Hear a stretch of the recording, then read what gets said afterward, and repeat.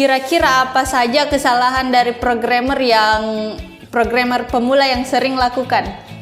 Berdasarkan pengalaman di dunia kerja sekarang itu kan.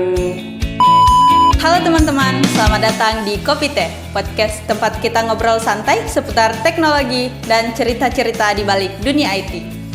Di sini kita nggak cuma bahas soal kode dan aplikasi, tapi juga perjalanan karir, pengalaman di dunia kerja, sampai tips-tips untuk teman-teman yang lagi belajar jadi developer. Sebelum kita memulai obrolan ini, kami ingin menyampaikan banyak terima kasih kepada Universitas Dipa Makassar karena telah memfasilitasi kami dalam menyediakan ruangan yang nyaman ini. Sebelum itu, perkenalkan, nama saya Safira Mustashifa Shah yang akan menemani teman-teman di episode podcast Kopi Teh kali ini. Nah, di episode kali ini kita kedatangan tamu yang tidak kalah spesial nih. Beliau juga alumni STIMIK Dipa Negara Makassar yang sekarang sudah menjadi Universitas Dipa Makassar. Nah, beliau juga punya perjalanan karir yang menarik di dunia teknologi. Daripada saya yang panjang lebar ceritanya, langsung saja kita ke tamu kita hari ini. Halo Kak Hardiknas. Halo. Sebenarnya saya lebih nyaman kalau panggil Kak Hardi. Ya. Udah aja. Memang mendingan gitu supaya tidak lebih akrab. Iya. Oke, Kak Hardi, senang sekali bisa ketemu sama Kak Hardi nih di acara ini. Kan kalau kita lihat dari CV-nya Kak Hardi ini kan alumni STIMIK Dipa Negara Makassar. Oke, jujur nih Kak, pas zaman kuliahnya Kakak dulu nih, Kak Hardi tipe mahasiswa seperti apa? Sering ngodeng di depan laptop atau justru lebih sering nongkrong sama teman-teman organisasi? Nah, kalau saat kuliah tipikalnya itu sebenarnya dinamis, berubah-berubah. Kadang ya kalau teman nongkrongnya asik, berarti mendingan nongkrong. Tapi kalau misalnya untuk serius belajar, ya itu juga tergantung teman tongkrongan. Jadi Kak Hardi ini ya tergantung teman tongkrongan nih. Iya. Jadi teman-temannya orangnya asik atau tidak? Tergantung asiknya. Iya. Oke, kalau teman tongkrongan itu biasanya teman kampus atau teman organisasi? Nah, kalau teman tongkrongan, justru waktu saya baru masuk awal kuliah, yang lebih sering bersama-sama itu teman asal satu daerah. Kebetulan kan saya dari jauh, Maluku, Tual. Nah, orangnya itu ya seputaran teman SMA, tetangga di dekat rumah. Jadi belum terlalu kenal dunia organisasi. Nah, kemudian baru setelah di dunia kampus, setelah ospek, kan biasa ada teman-teman kelompok. Nah, teman-teman kelompok itu yang akhirnya setiap satu kelas bareng-bareng, akhirnya keluar bareng-bareng, istirahat sama-sama, cari makan sama-sama. Nanti semester 3 baru akhirnya saya mulai jadi semester 1 semester 2 itu lebih ke mengenali dunia kampus, sistem perkuliahan, sekaligus cari teman, tapi ya sebatas teman kuliah satu angkatan. Nah, nanti pada saat semester 3 baru tuh yang tadinya semester 1-2 teman-teman ada yang sudah ikut UKM, organisasi, study club. Nah, semester 3 saya baru start. Jadi semester 3 saya baru akhirnya daftar study club biar ada aktivitas lain selain kuliah pulang. Oh, jadi Kak Hardi dulu ini sebelum semester 3 dia tipe mahasiswa yang kupu-kupu ya. Kuliah pulang. Jadi setelah semester 3 baru masuk daftar ikut study club. Kemudian organisasi sebenarnya ada sih dulu kayak organisasi daerah, tapi ya itu ya ada belajar, tapi kan circle perkenalannya itu lebih lokal, hanya entah yang tadinya teman sekolah, entah tadinya tetangga di daerah, orangnya itu saja. Oke, kalau begitu kan semester 3 Kak Hardi sudah masuk UKM. Betul. Nah, setahuku juga kakak ini aktif sekali di Panegara Komputer Club. Alhamdulillah. Mulai pernah jadi staff hardware sampai jadi sekretari. Betul itu Kak? Betul. Oke. Menurut kakak pengalaman berorganisasi di kampus itu sebenarnya ngaruh nggak sih di kehidupan karir kakak sekarang? Wah, kalau mau dibilang yes, apa ya, titik dari pengalaman berorganisasi itu sebenarnya jadi bekal yang paling utama, karena itu ibaratnya fondasi. Mungkin ya ada basic lah, orang public speaking, orang berani tampil di forum. Nah, cuman ya yang dilatih di organisasi yaitu mental bertanggung jawab, mental untuk belajar. Soalnya kalau saya jujur ya, kalau misalnya pandangan pribadi, anak kuliahan IT, jurusan IT, entah teknik informatika, entah ilmu komputer, entah sistem informasi, nah itu mahasiswa-mahasiswa yang harus punya mental kuat dalam belajar. Iya. Dalam belajar, karena kalau ilmu-ilmu yang lain ya mungkin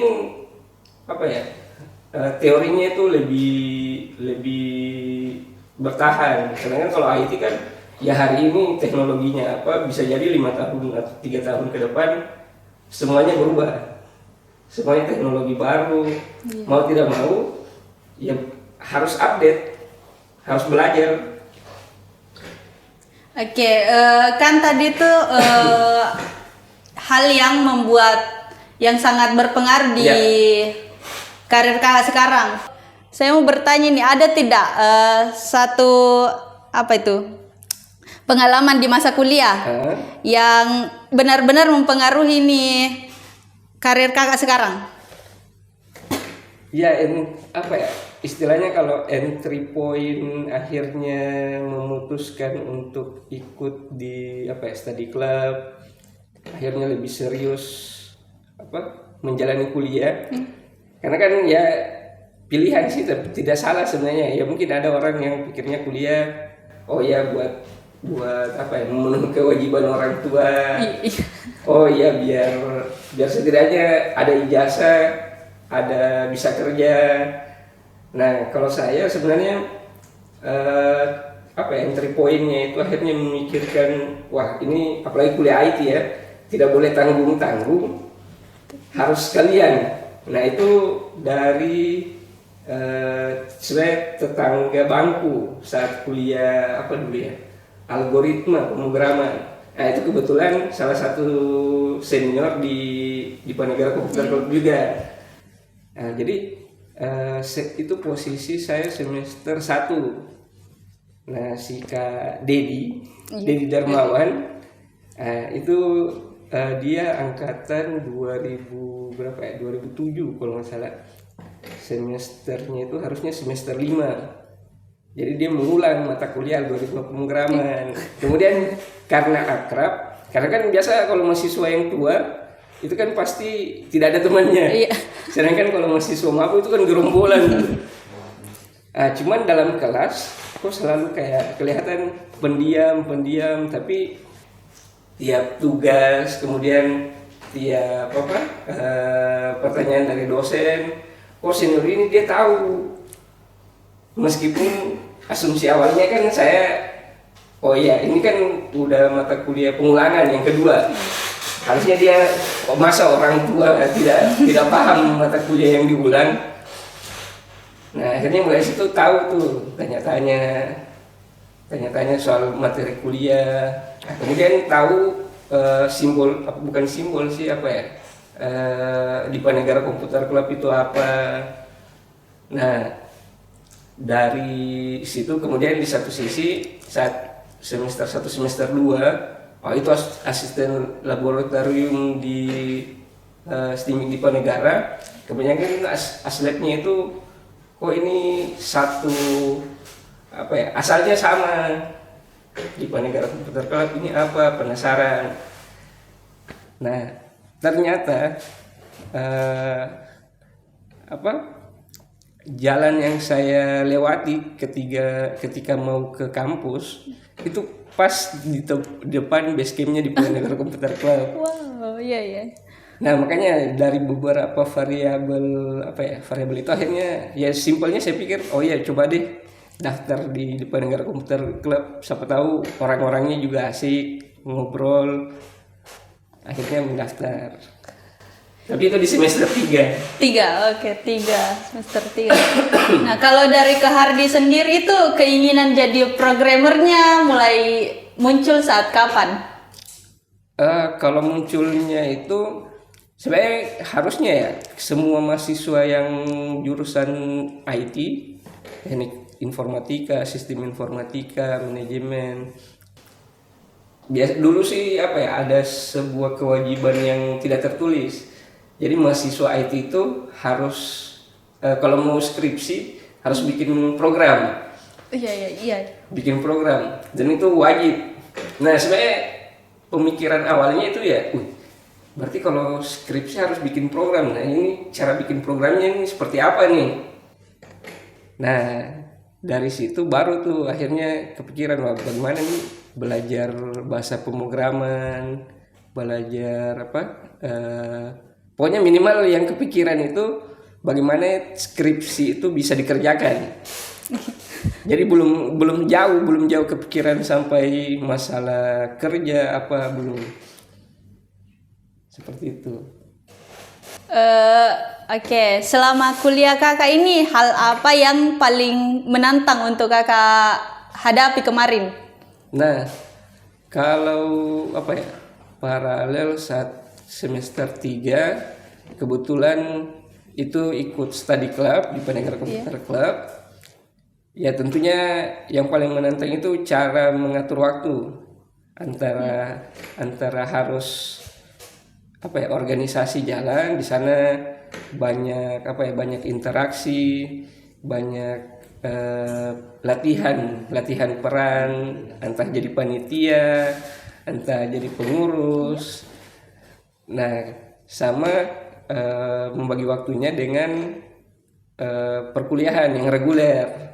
Apalagi kalau organisasi kan selalu organisasi mengalah soal waktu. Jadi organisasi kuliah jam siang, organisasi selalu mengalah, entah rapat, entah ada agenda kegiatan, itu di malam hari.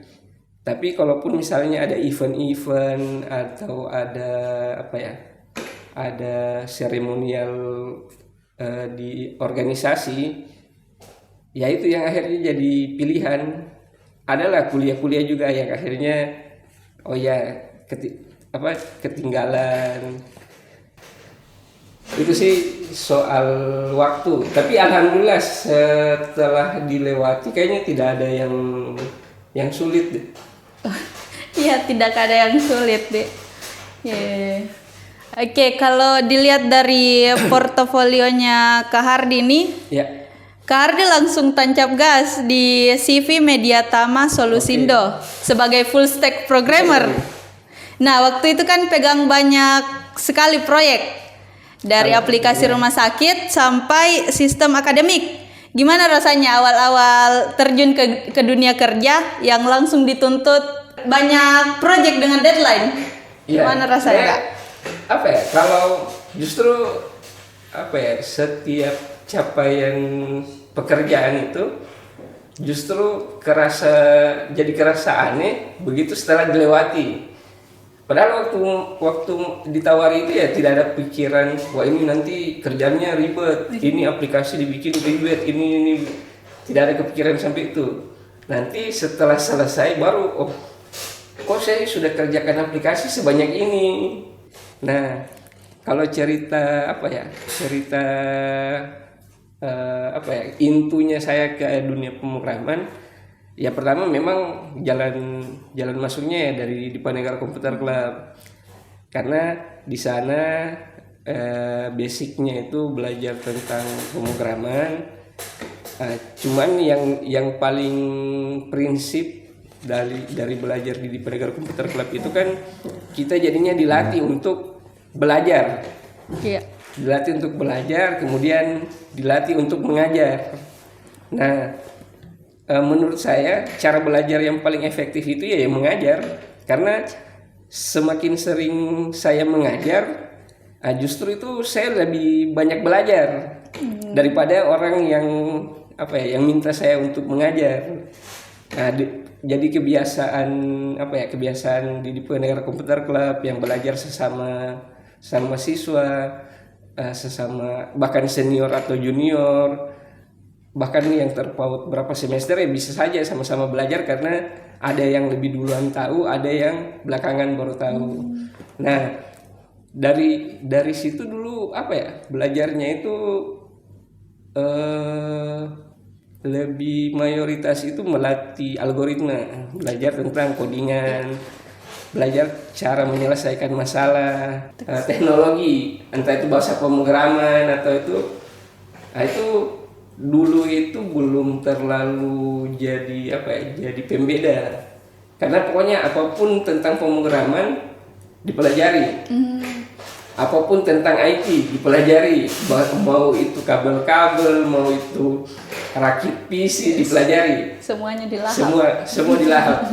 Nah, nanti tapi dari situ akhirnya kita terlatih untuk mempelajari hal baru.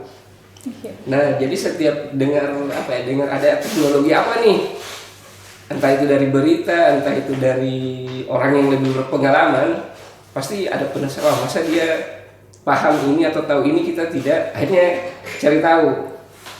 Nah, pemrograman yang pertama disentuh tapi bukan untuk kerjaan ya, lebih ke belajar atau istilahnya iseng-iseng untuk dipelajari. Nah, itu dulu sisap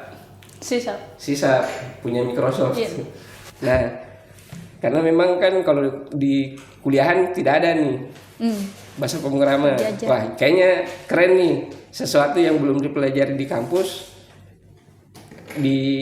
saya sudah pelajari.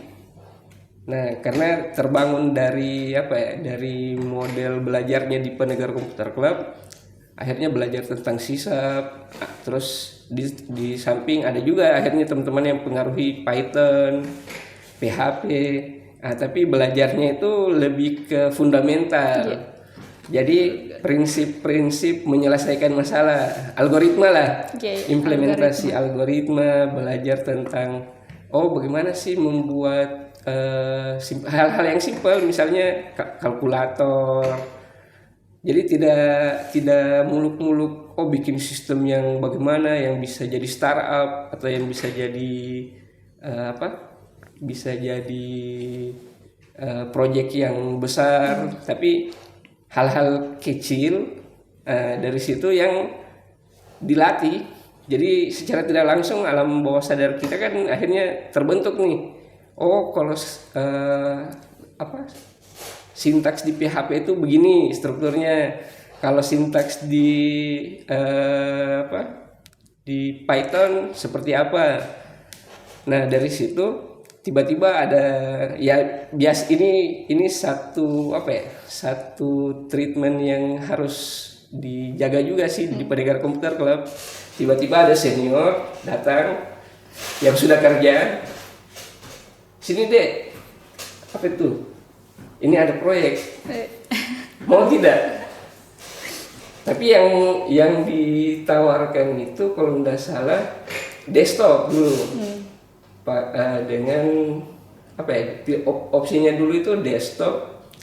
Jadi yang populer saat itu tuh kalau bukan sisap, VB.NET, kemudian ada juga VB6. Nah, akhirnya ngobrol dengan senior, ngobrol dengan teman, kayaknya lebih gampang VB nih kalau mau dipakai. Akhirnya ya belajar sambil dikerja. Jadi pemahaman tentang algoritmanya sudah terbentuk, begitu ada tawaran proyek dari senior, nah akhirnya coba diseriusi. Jadi ada media implementasi hal-hal yang dipelajari dari algoritma dan segala macam. Akhirnya dari VBNet itu dipelajari strukturnya, kemudian bikin aplikasinya. Nah dari situ akhirnya saya punya kesimpulan. Saya itu kesimpulan secara pribadi dari hasil diskusi dengan teman-teman. Kalau misalnya mempelajari apalagi bahasa pemrograman, itu jangan sampai kita terlalu fanatik dengan satu teknologi. Apakah itu bahasa pemrograman, apakah itu tools apa. Nah, kita harus fleksibel. Prinsipnya bahasa tongkrongannya itu dulu, pokoknya yang mana yang bisa menghasilkan uang harus dipakai. Seperti itu. Nah, jadi begitu kuliah tiba-tiba ditawari sama senior. Pokoknya dari circle organisasi ditawari senior sebelum selesai kuliah sebenarnya. Karena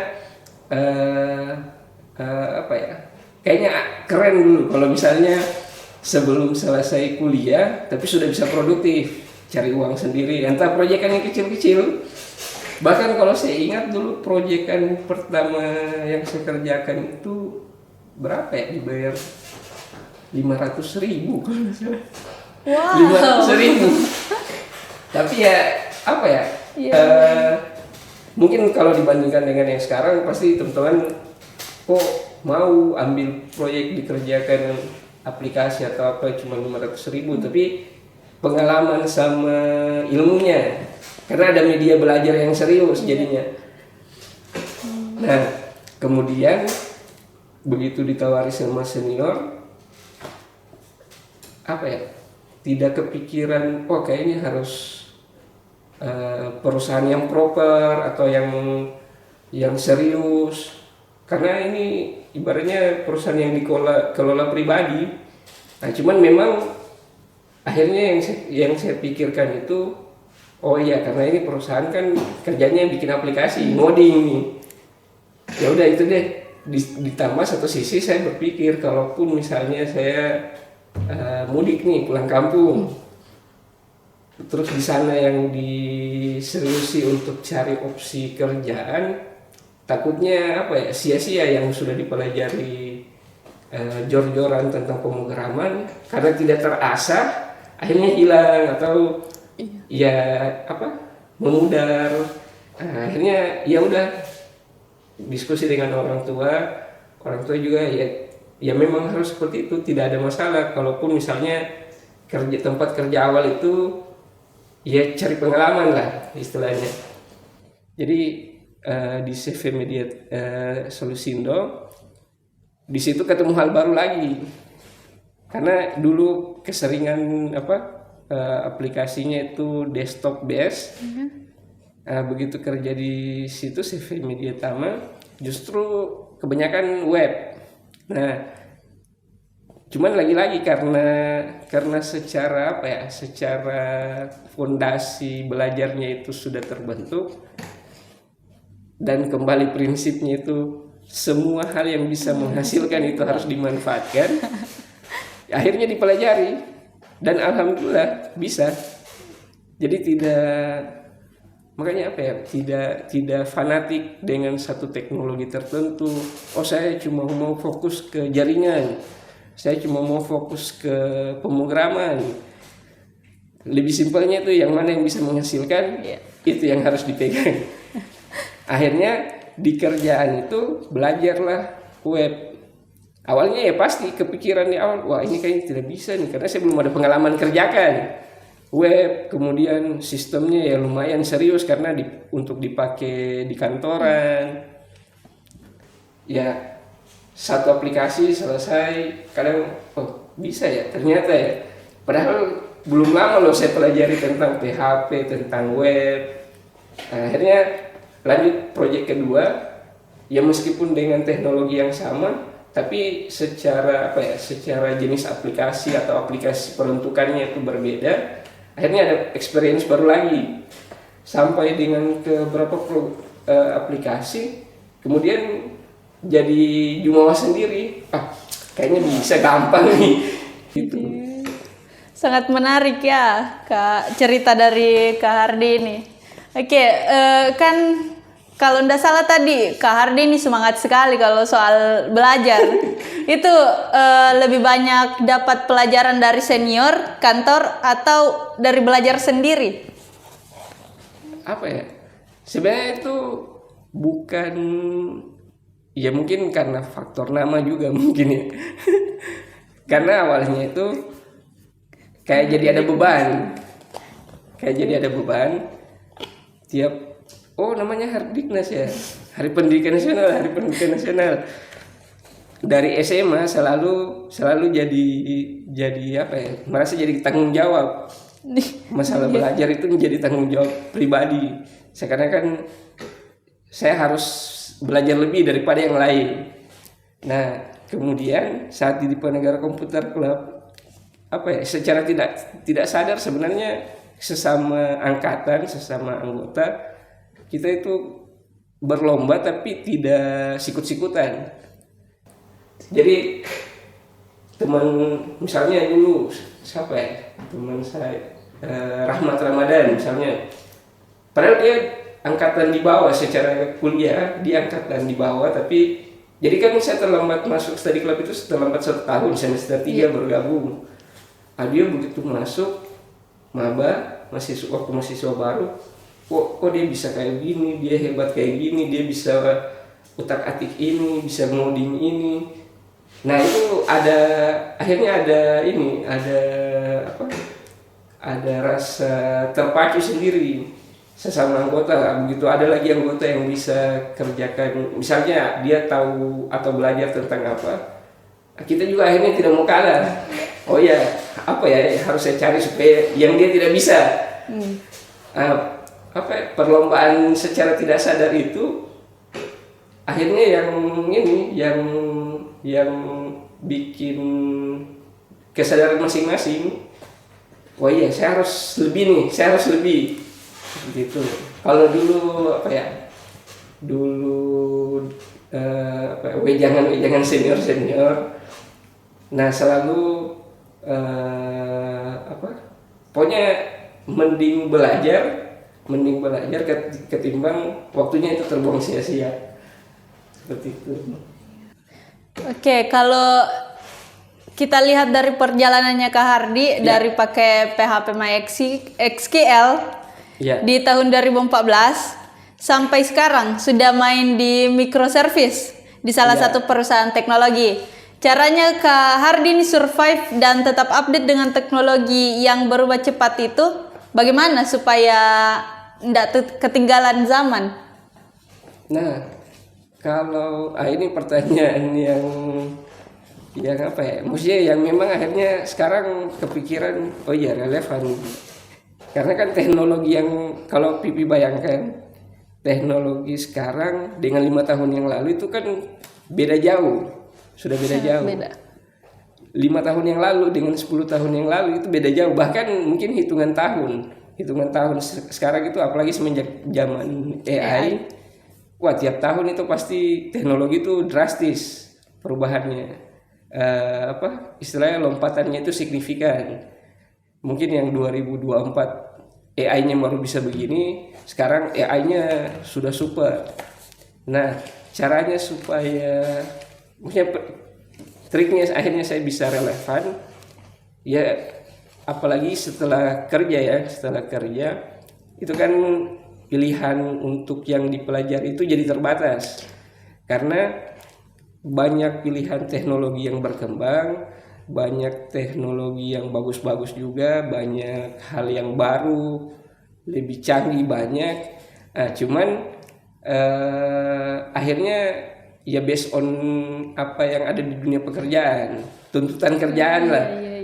Jadi kalau misalnya di kerjaan sekarang akhirnya ada apalagi secara arsitektur aplikasi sekarang ada konsep microservice, ada cloud. Padahal dulu itu jarang dipelajari, bahkan minim. Nah, cuman sekarang ya begitu tanggung jawab pekerjaan, tugas pekerjaan ya mau tidak mau mental, karena mentalnya juga sih sebenarnya mental belajarnya itu sudah terbentuk, ya hal baru itu harus dipelajari, tapi jangan semua. Nah ini juga penting nih, karena kadang kan idealismenya kita di pekerja atau mahasiswa IT, kadang yang tadi ada hal baru yang dia belum tahu, ibaratnya FOMO lah. Iya. Karena kok ada teknologi ini kita belum tahu ya, akhirnya dia mau tahu juga. Nah sebatas tahu oke lah. Makanya kalau saya tuh oh ya sebatas tahu ada teknologi seperti ini, cara kerjanya bagaimana, tapi tidak perlu dikuasai.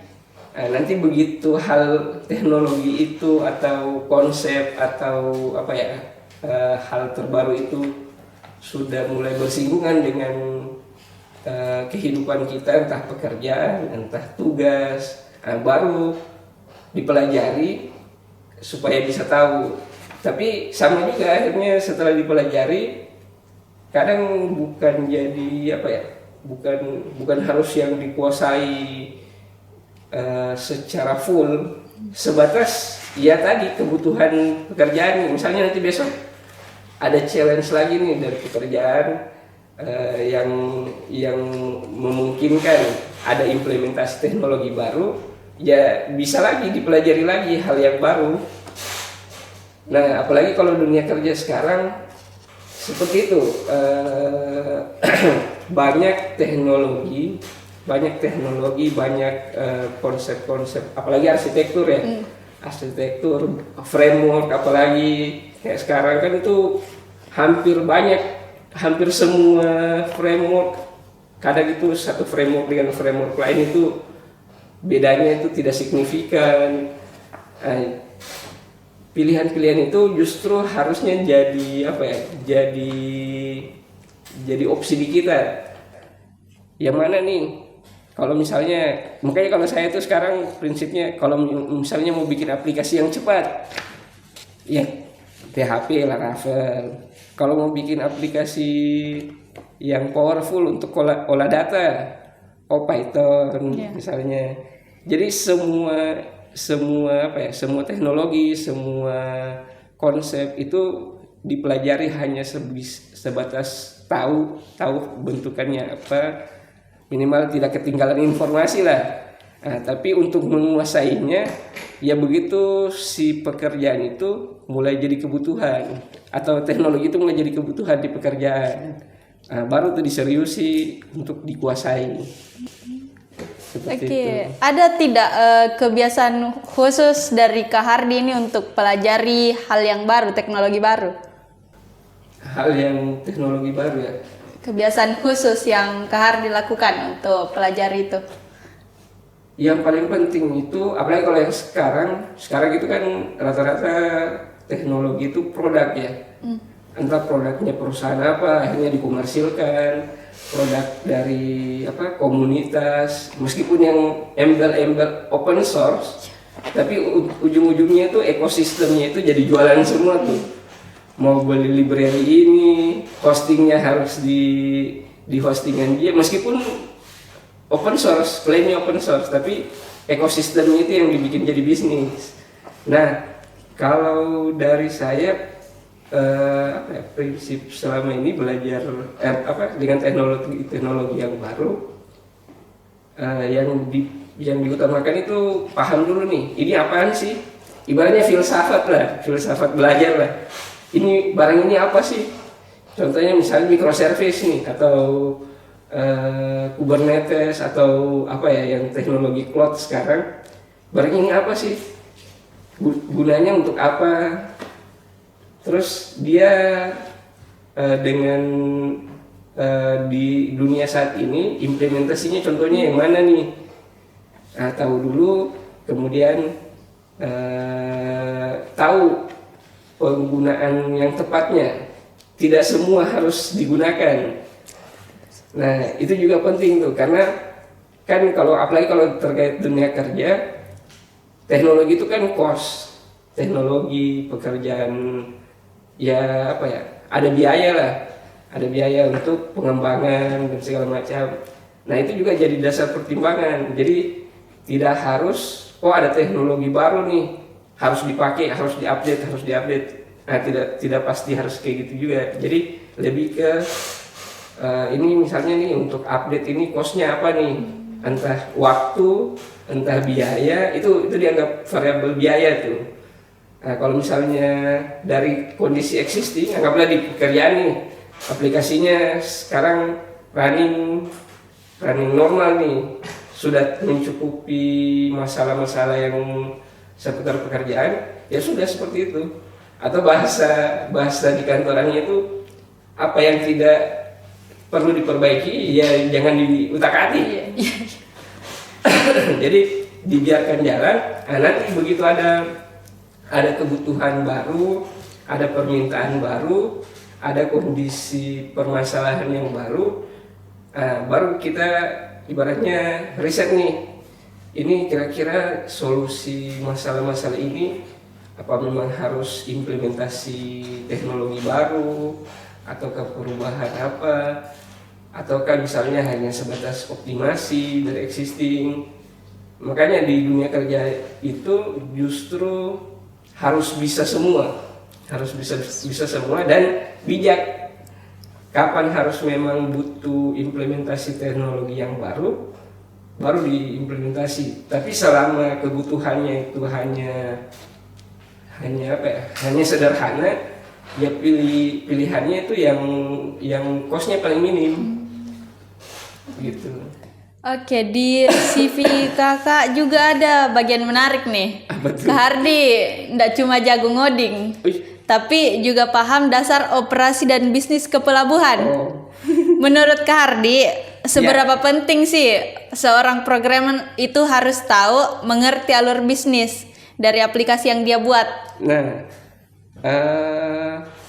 ini dulu sempat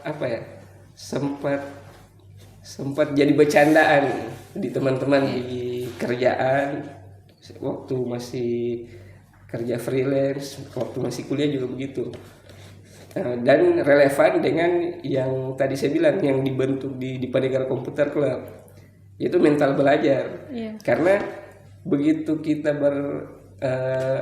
berkecimpung di dunia teknologi, mental belajarnya itu harus kuat. Akhirnya itu semua hal harus dipelajari. Contoh misalnya dulu waktu masih kerja yang teknologinya PHP, MySQL, yang web, yang tempat kerja pertama, itu kan dunianya itu dunia rumah sakit, dunia kampus dan rumah sakit di Fakultas Kedokteran.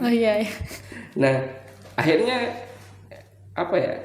harus paham secara lingkungan ini dunia kampus seperti apa, kemudian Fakultas Kedokteran ini seperti apa sih istilah-istilah di kedokteran, secara sistem kebutuhannya mereka itu apa, kemudian yang jadi constraint atau ibaratnya kan input, proses, output. Nah dalam proses itu kan kita harus tahu nih cara kita memproses ini sudah benar atau tidak berkaitan dengan kedokteran tapi meskipun aplikasinya cuman hal-hal administrasi, tapi secara tidak langsung terpapar dunia apa itu residen, apa itu opgin, pokoknya kan apalagi ada banyak jurusan kalau di kedokteran.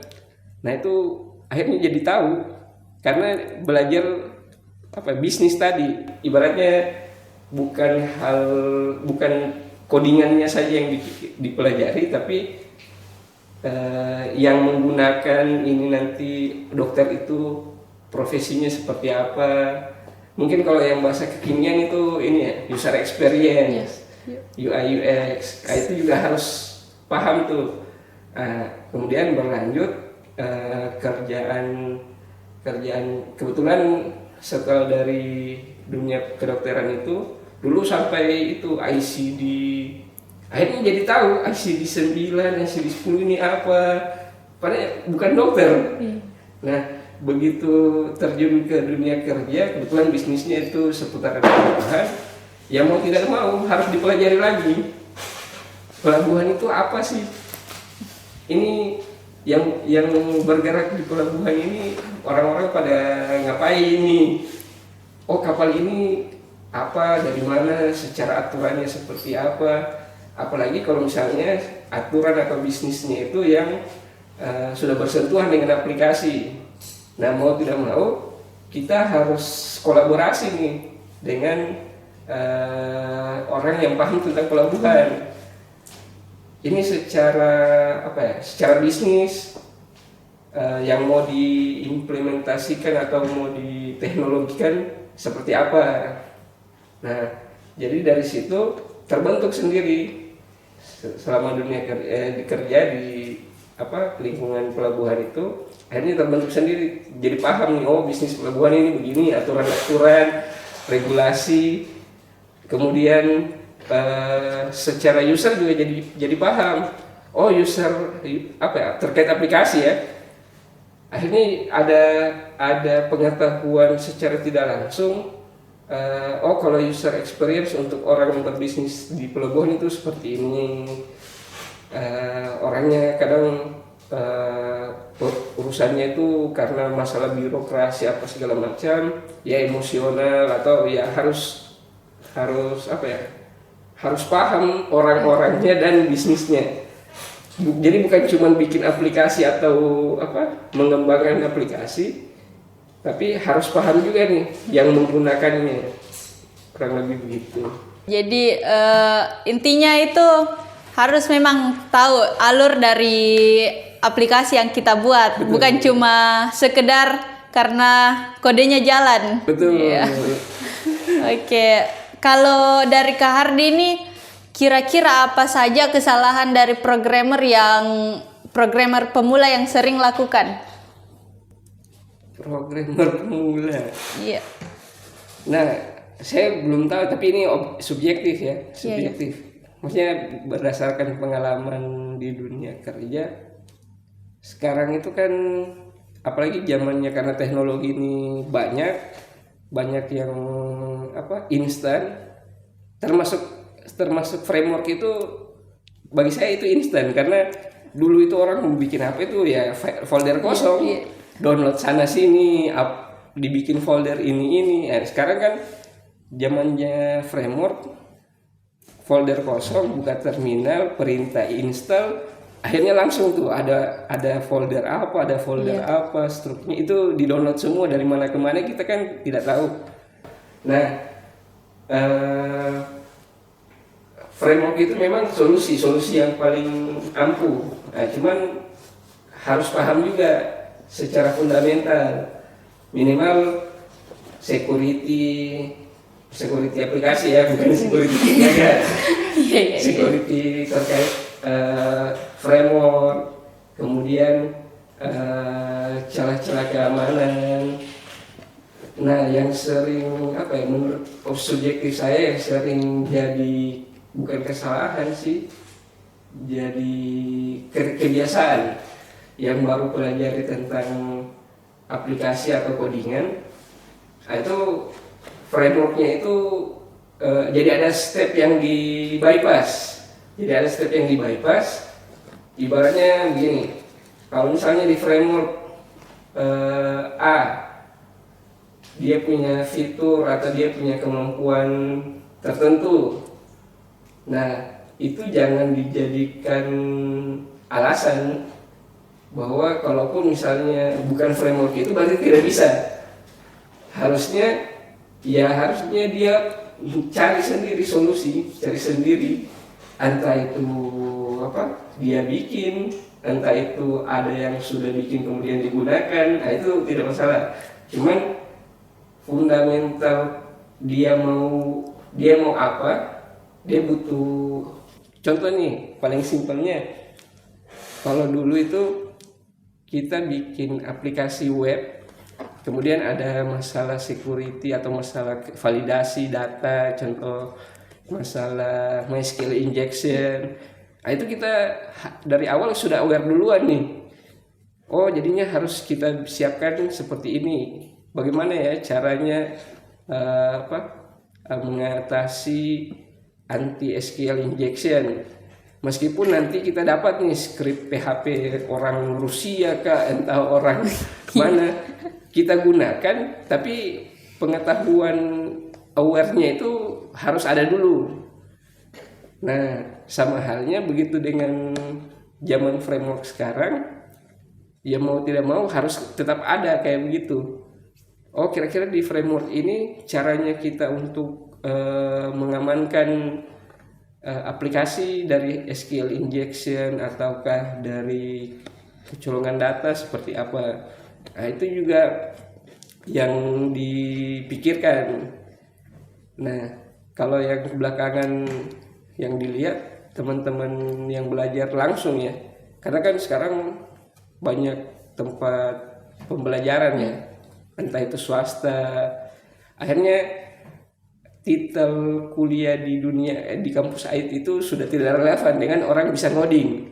Karena saya di kantor banyak lulusan kuliah itu sarjana ekonomi tapi bisa ngoding. Karena instan juga sebenarnya belajarnya, karena kursus misalnya 3 bulan bisa bahasa pemrograman, dan kebanyakan itu kan spesifik framework tertentu. Nah, cuman karena tidak dibekali dengan fundamental struktur dari aplikasi, akhirnya ya itu begitu ada kebutuhan yang belum ada di framework itu, akhirnya itu menyerah. Karena anggaplah saya pernah ada kejadian misalnya di Next.js nih. Next.js kan framework, ada kebutuhan saya lupa ya spesifiknya apa ya, ada kebutuhan sesuatu yang mungkin secara komponen atau secara library di Next.js itu belum ada. Nah, kalau misalnya yang sekarang kita dihadapin dengan persoalan begitu, pasti alasannya karena Next.js belum ada nih. Nah, padahal kalau orang yang dilatih secara fundamental, dibentuk minimal ada solusi. Nah, itu dia harus cari tahu, entah dia bikin sendiri, entah dia kombinasi dengan teknologi lain, setidaknya yang jadi masalah itu terjawab. Nah, itu yang sekarang akhirnya kita menyalahkan teknologi ini belum bisa gitu.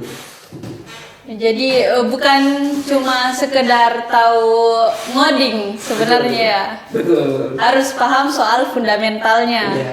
Oke, Kak Hardi juga sekarang kan banyak developer muda yang mau punya karir kayak Kak Hardi nih. Dari programmer bisa jadi expert sampai ke sistem arsitektur. Tipsnya apa Kak buat mereka yang personal brandingnya bisa kuat dan dilirik perusahaan besar? Ya, kalau tips triknya pokoknya saya dulu itu begitu kerja, setidaknya saya bikin plan 3 tahunan. Plan 3 tahunan. 3 tahun. Iya. Makanya siklus saya itu pindah tempat kerja atau cari tantangan baru itu 3 tahun.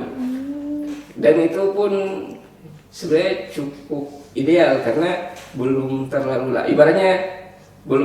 asing di sebuah perusahaan, tapi belum terlalu sayang juga sama orang-orang di dekat perusahaan itu. Nah, itu 3 tahun. Jadi tidak ada batasan jarak, tidak ada batasan daerah. Pokoknya ada peluang, misalnya nih kerja di mana. Mungkin kalau sekarang jadi pertimbangan, tapi kalau yang dulu masih umur 20-an atau segala macam, nah itu mau sampai di daerah mana, orangnya di sana ada orang kenal atau tidak, minimal dapat pengalaman baru. Nah, karena biasanya dari dunia tempat kerja itu yang membentuk akhirnya karena terbiasa dilatih pekerjaan. Jadi ya meskipun basicnya itu cuma bisa ngoding kalkulator atau ngoding hal-hal receh, atau bikin atau tiru amati modifikasi aplikasi orang hanya sebatas untuk paham belajar sendiri, tidak masalah. Itu yang dianggap jadi modal. Yang penting itu belajarnya itu diamini dulu bahwa ketika kerja berarti bukan berhenti belajar, tapi justru harus jadi lebih sering belajar. Nah, kemudian begitu ada opsi pekerjaan, ya diambil tanpa memikirkan. Tapi kayaknya ini ya rada ini sih, kalau misalnya orang sekarang pekerjaan tidak perlu memikirkan berapa jumlah penghasilannya, tetap harus jadi pertimbangan, tapi tidak perlu menjadi titik berat. Setidaknya misalnya nih, Pipi ditawari kerja di perusahaan A, ya opsi yang ada perusahaan itu aja tuh. Meskipun gajinya ya harus ada, yang penting ada tempat untuk explore hal baru, entah implementasi yang sudah dipelajari, entah hal yang sudah dikuasai, ataupun ketemu lagi hal baru yang nanti dipelajari saat bekerja. Nah, nanti dari sana ya dilihat juga begitu ada kesempatan nih, ya mungkin tergantung ini juga ya. Kadang kan, apalagi kalau sekarang kan kayaknya sudah tidak relevan lagi orang berpikiran tempat kerja yang permanen kayak dulu. Kan kalau dulu tuh maunya dia kerja di satu tempat sampai pensiun. Justru kalau sekarang, apalagi yang belakangan 2020 semenjak setelah pandemi, mau kerja remote, kadang baru 3 bulan pindah tempat kerja, mau 4 bulan pindah tempat kerja. Nah, itu sudah jadi hal yang umum. Nah, tinggal di sisi kitanya yang pintar-pintar ambil keputusan nih. Oh, misalnya saya masih nyaman nih di kerjaan ini, ada challenge baru, ada hal baru yang dipelajari, meskipun secara penghasilan harus sabar. Nah, nanti upgrade lagi tuh. Begitu ada kesempatan, kemudian ada challenge di tempat kerjaan yang baru, kemudian alhamdulillah mungkin secara penghasilan ada peningkatan, ya dicoba lagi, karena ujung-ujungnya nanti masing-masing step itu yang membentuk lagi tuh Vivi nanti di 4 tahun ke depan. Nah, kurang lebih seperti itulah. Jadi kalau misalnya secara teknologi, pokoknya tidak perlu FOMO dengan teknologi terbaru, tapi sebatas tahu oke, tapi tidak harus langsung bisa. Nah, kemudian terkait pekerjaan, ya pelan-pelan, step by step. Misalnya tahun ini di kerjaan itu yang bisa dikerjakan, ada pengalaman baru apa, nanti tahun kedua apa, tahun ketiga apa. Nah, itu akan meningkat seiring waktu lah. Seperti itu. Saya tertarik tadi sama yang 3-3 itu, tak? 3-3, iya. Mungkin bisa dijelaskan lebih rinci lagi soal siklus 3-3 itu dari Kardi.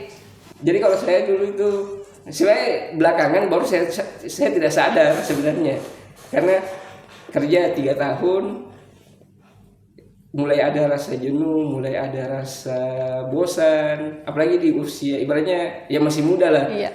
Di bawah 30 itu kan masih muda. Nah, itu kadang itu jadi trigger sendiri. Kok ini di kerjaan begini-begini, terus challenge baru apa lagi nih. Nah, kadang di situ tuh mulai lirik-lirik tuh, ini ada opportunity apa lagi nih yang ada di luar. Jadi 3 tahun, iya tidak terasa itu tiap 3 tahun entah pindah tempat, entah pindah kerjaan.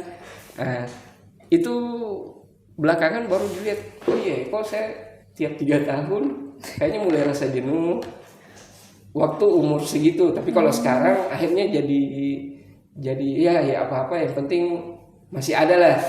Apalagi sekarang kan kerjaan susah. Nah, betul. Jadi apalagi umur sekarang itu akhirnya jadi pertimbangan itu ya minimal masih ada lah. masih ada pekerjaan lah. Jadi tidak yang oh iya resign, bikin bisnis sendiri. Tidak salah juga sebenarnya orang yang ibaratnya keluar zona nyaman itu kan pilihan. Cuman ya selama masih memungkinkan untuk bekerja secara teknis, secara reguler, nah itu ya dijalani. Oh, menarik sekali Kak. Oke, ini ada pertanyaan dari penonton kita Kak. Kalau pas lagi mentok atau stuck waktu ngoding sistem yang rumit, itu biasanya Kak Hardi ngapain biar balik semangatnya lagi? Balik semangat. Ini saya ada pengalaman sebenarnya. Saya dulu itu sekitar tahun 2014 atau 2015 kalau nggak salah. Ya biasa lah kan kalau orang kerja aplikasi kadang me time-nya itu begitu orang lain sudah tidur. Iya. Nah, kalau nggak salah itu saya mulai jam 7, jam 8. Pokoknya ya jam 8 lah setelah Isya. Nah, itu mulai kerja, update codingan. Nah, ketemu satu masalah yang sampai jam 5 subuh tidak ketemu masalahnya. Iya. Tidak ketemu, pokoknya sudah bolak-balik, pergi makan, pergi jalan, keluar bolak-balik. Tapi sampai jam 5 subuh tidak ketemu masalahnya. Nah, dulu itu kadang kita saking karena muda ya mungkin ya. Kemudian idealis, tidak mau menyerah dengan bug atau dengan error, akhirnya itu dipaksakan terus. Pokoknya sampai harus bisa. Mau 3 hari, mau 3 malam tidak tidur 3 malam, harus selesai. Nah, cuman anehnya itu menyerah, akhirnya dalam hati ya dulu waktu masalah itu menyerah, tidur, begitu bangun bagus sendiri masalahnya tadi, tidak jadi masalah. Nah, makanya kadang juga hal-hal sepele karena capek, entah karena emosi. Karena kan begitu ketemu masalah dalam pekerjaan itu kan kadang bikin stres, bikin emosi. Posisi itu kadang ya sudah jangan memaksakan, jangan takut dianggap menyerah dengan pekerjaan. Ya kasih waktu istirahat, tinggalkan dulu stres. Keliling, jalan-jalan. Bahkan dulu teman saya itu Rahmat Ramadan. Yeah. Dia punya rutinitas itu dari 3 hari, ada 1 hari itu dia tidak boleh di depan laptop sama sekali. Bahkan tidak buka laptop pun dia tidak mau. Dia harus lakukan sesuatu yang di luar laptop. Entah mau dia jalan, entah mau dia main gitar, entah mau dia nonton, tapi dia bersentuhan dengan laptop itu dia tidak mau. 1 hari dikhususkan. Nah, kalau saya sekarang lebih sering kayak gitu. Misalnya deadline nih, ketemu masalah, ya sudah dimaksimalkan sebisa mungkin diusahakan selesai. Tapi ketika dapat masalah yang sudah tidak rasional pada saat waktu itu, ya sudah istirahatkan diri, entah nongkrong, entah sosialisasi, main game, bebas. Nah, kadang begitu kita kembali hadapi masalah-masalah itu dengan kondisi yang fresh, dengan kondisi yang sudah, nah itu jadi ketemu masalahnya. Oh, kayaknya gara-gara kurang titik koma deh, atau gara-gara salah penulisan deh. Nah, itu sekarang akhirnya saya tidak memaksakan pekerjaan itu, karena kayak begitu keseringan dapat kayak gitu. Kadang 3 jam berkutat dengan satu error yang ujung-ujungnya sebenarnya salah penulisan misalnya terbalik atau typo kayak begitu. Cuman posisinya kita saat itu, emosi kita saat itu yang bikin kita akhirnya tidak bisa ketemu masalahnya. Nah, makanya transisinya itu jangan dipaksakan untuk diselesaikan, dihadapi. Ya mengalah itu dalam artian diistirahatkan dulu dari stres itu sejenak, cari aktivitas lain, refreshing atau apa, nah, baru kembali dalam keadaan fresh. Nah, kadang itu ketemu tuh masalah-masalah hal yang sepele. Jadi Kak Ardiknas ini tidak ada hal yang hal yang terkhusus dia lakukan kalau semisal dia nge-stuck. Jadi Kak Hardi lebih lebih milih meninggalkan pekerjaannya. Iya, kalau stuck terus berputar di situ, justru kadang itu jadi eksponensial karena misalnya nih muter-muter di situ cari masalah sejam tidak masalah, begitu masuk jam jam kedua itu secara emosi sudah berubah tuh, sudah moodnya itu sudah tidak sesuai. Bahkan saya dulu ada fase itu ada mutan juga kerjaan, kayaknya belum mood kerja deh, ya sudah santai, tapi prinsipnya itu fair juga. Misalnya deadline yang kita kasih ke diri kita itu harus lebih duluan ketimbang yang kita janji ke klien atau ke pemegang yang pemberi kerja. Nah, itu juga harus fair. Jadi di kitanya ada standar, misalnya dari posisi hari 1, 2, 3, 4, 5, 6, 7 1, 2, 3 itu belum mood, enggak masalah, tapi harus komit hari ke-7 sudah selesai gitu. Untuk yang fresh graduate ya belajar pertama oke lah, secara skill ya itu harusnya karena semakin mudah, karena sekarang kan teknologi semakin banyak opsi, lebih praktis, lebih simple, lebih instan. Kemudian opsi untuk belajarnya juga tambah banyak karena tempat-tempat kursus mau online offline kan sekarang tambah banyak. Nah, kalau untuk konteks pekerjaan, kalau yang paling yang mungkin yang paling penting itu berani dulu. Berani tapi bukan konyol ya. Berani tapi bukan konyol. Dalam artian kemampuan yang sekarang sudah bisa atau belum itu jangan dijadikan patokan. Yang paling penting itu dipegang prinsipnya, ketemu hal baru saya akan belajar. Nah, karena kadang itu jauh sekali dengan hal yang umum dipelajari di dunia kampus, di komunitas, dengan yang di kerjaan. Jadi begitu pekerjaan, berani dulu pertama, entah di persyaratannya nih, anggaplah persyaratan kualifikasinya butuhnya yang paham ini, yang mengerti ini, meskipun belum bisa, belum tahu, ya diberanikan saja supaya setidaknya persyaratan itu jadi modal belajar. Anggap nih di persyaratan harus paham microservice, meskipun ya belum paham microservice, tapi dari situ jadi requirement pertama. Oh, berarti saya harus cari tahu apa ini, pelajari microservice. Misalnya di persyaratannya juga harus paham misalnya Next.js, meskipun sebenarnya dia belum paham Next.js, tabrak saja dulu. Nanti baru dipelajari. Nah, karena kadang begitu di kerjaan memang ada hal-hal dasar yang dijadikan syarat rekrutmen ya. Tapi itu kan untuk memvalidasi. Kebanyakan, sepengalaman saya, kebanyakan itu justru dari sisi perusahaan itu melihat secara mental untuk belajar kandidat ini seperti apa, kemudian secara secara pengetahuan penyelesaian masalah, algoritma ini seperti apa.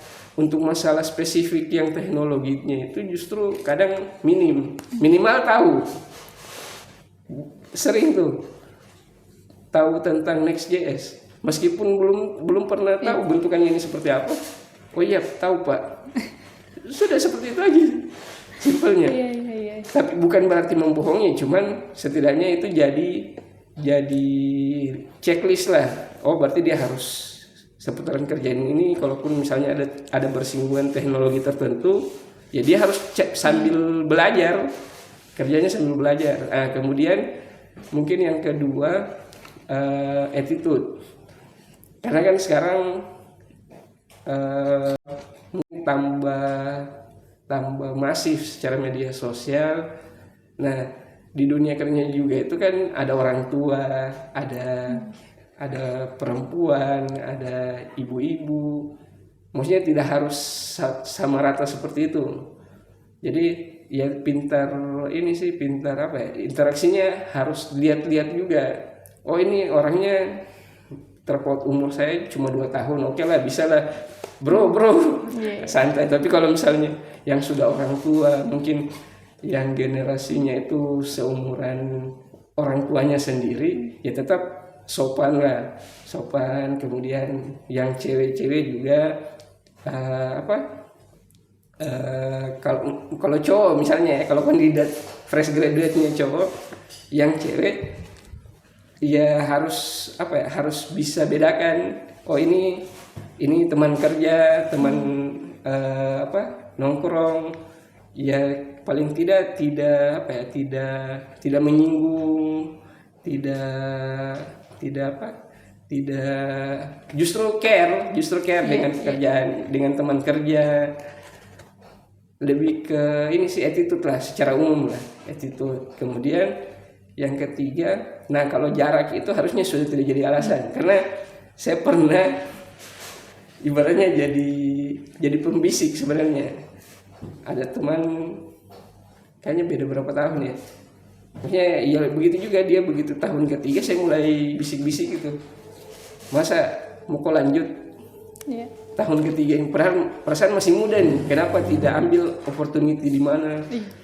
Ujung-ujungnya orangnya itu sampai ke Batam.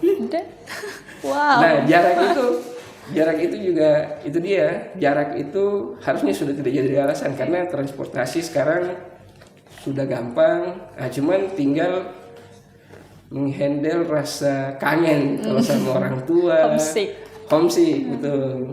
Biar perlu kalau masih muda terus ada opsi sampai ke luar negeri, ya ambil. Oke, terima kasih banyak untuk Kak Hardy yang sudah sharing di Kopi Teh. Jangan lupa follow podcast kita biar nggak ketinggalan obrolan seru lainnya. Sampai jumpa di episode berikutnya. Bye-bye.